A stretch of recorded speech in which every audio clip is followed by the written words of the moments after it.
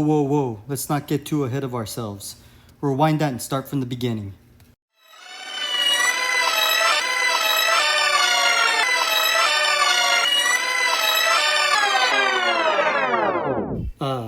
Much better. So here you have the Lido Marketplace.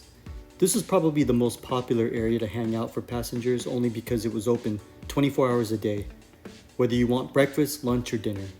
Here you've got a typical breakfast setup with fruits, an omelet station, and pretty much any other breakfast item you could ask for. We can't vouch for the breakfast as neither one of us are breakfast eaters. For lunch and dinner, they had a handful of dishes and sides along with a primary cut of meat that changed on a daily basis. There was also a salad station where you could create your own salad or pick one of the pre-made salads that were available.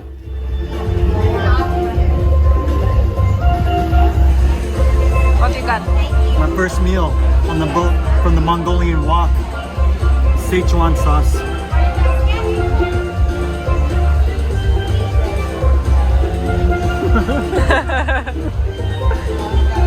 One more try. How is it? Uh-oh.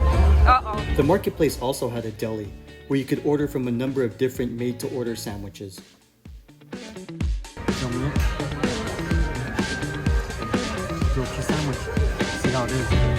It was decent enough, but it just wasn't what I was used to. Bread was thick and tough. You get the message.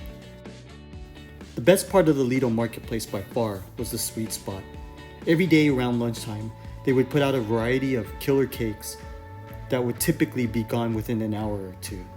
This wasn't the case for dinner, as all they would have is your typical buffet dessert fare, which frankly wasn't very good. And last but not least, can't forget the self-serve yogurt machines they had. Flavors were strawberry, chocolate, and vanilla. All in all, the marketplace was pretty disappointing. This is probably the one area that we spent the least amount of time eating at. But thumbs up on the lunch dessert. And now we move on to the dining room, where as you can see, it's pretty much half empty. For whatever reason, passengers on this cruise had little or no interest in restaurant-style dining. We ate in the dining room 3 out of the 5 nights of the cruise. Our first meal there was great, but the next 2 were less eventful. Each meal consisted of 4 courses: bread, an appetizer, a main course, and a dessert.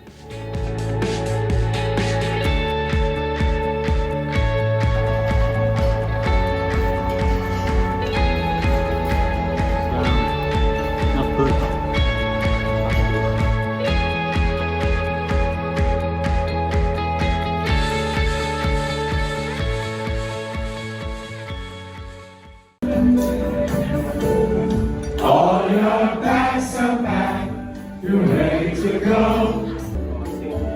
Every ship you go, we think of you. Every song we sing for you. When you come back, we want to serve you again. So Brunch was also available in the dining room, which we tried once. But if I were you, I'd just stick with one of the other places instead. Now let's move on to the independent eateries.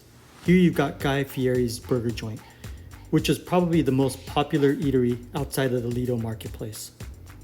You could have one of the cooks create a burger for you, but the easiest way to order would be to select one of the signature burgers they have to offer. Along with your burger, they had a pretty huge variety of toppings and sauces.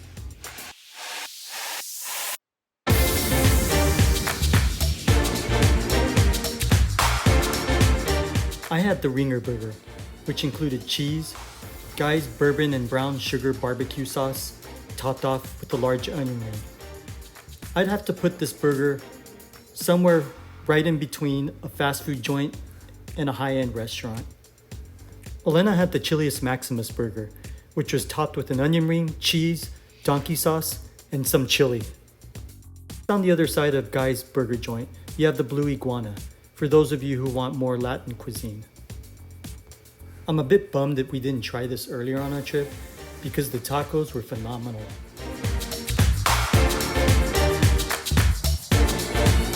Just like Guy's Burger Joint, The amount of toppings they had available was insane.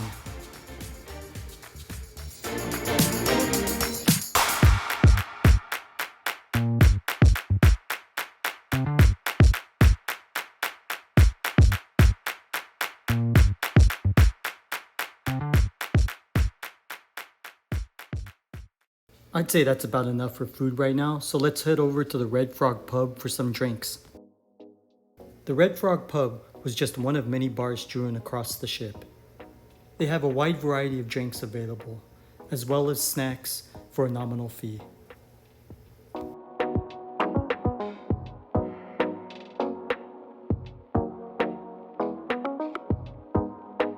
Just next door to the Red Frog Pub, you'll find the Plaza Cafe.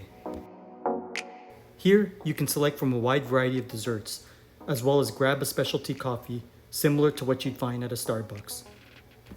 Although most foods on the ship are included in the cost of your cruise, this is one of the few places where you'll have to pay.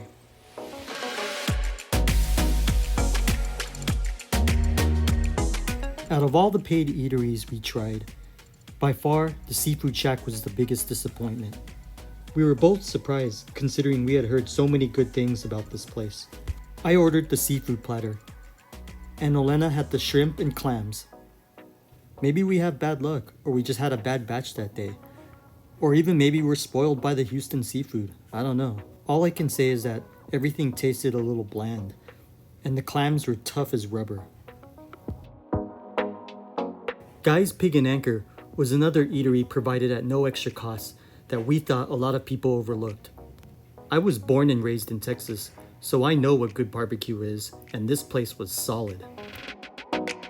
It's actually located on one side of the ship, and it's really easy to miss. So take note and be sure to look out for it.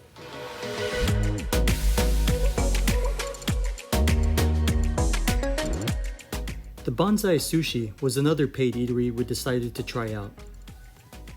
There wasn't a huge amount of stuff to choose from on the menu, but we ended up getting 2 Japanese beers,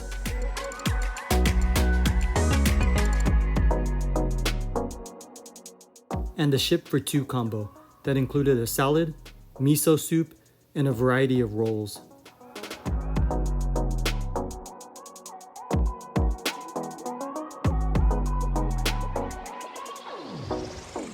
By no means am I a sushi connoisseur, but I thought it was all really good.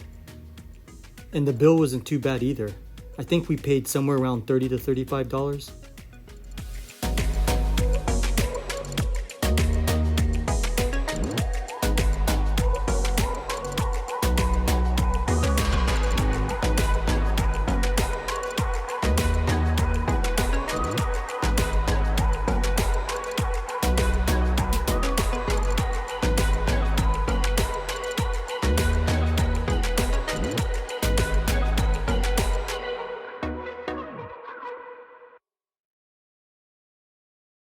And finally, you have the Fahrenheit 555 Steakhouse. Reservations are required, and it costs $38 per person. Just like in the dining room, your meal consists of 4 courses. For my appetizer, I started off with the beef tartare and bone marrow. Olena went with the stuffed mushrooms. For our mains, Olena went with the New York strip that I believe was like a 16 ounce. And I went with the cowboy bone-in ribeye that was 18 ounces. At this point of the cruise, the both of us were starting to feel like we had reached our food limit. Despite that, everything we had at this dinner was still awesome. Keep me running all the time with your good intentions. Feeling so wild. I've been running for December love. For dessert, I highly recommend the art at your table.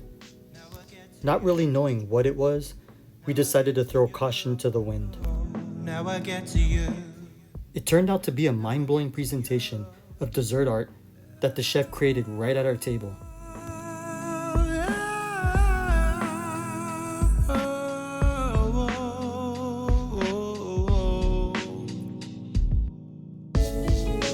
Should you wanna write this? Would you recognize the signs? Cool for the bright bit.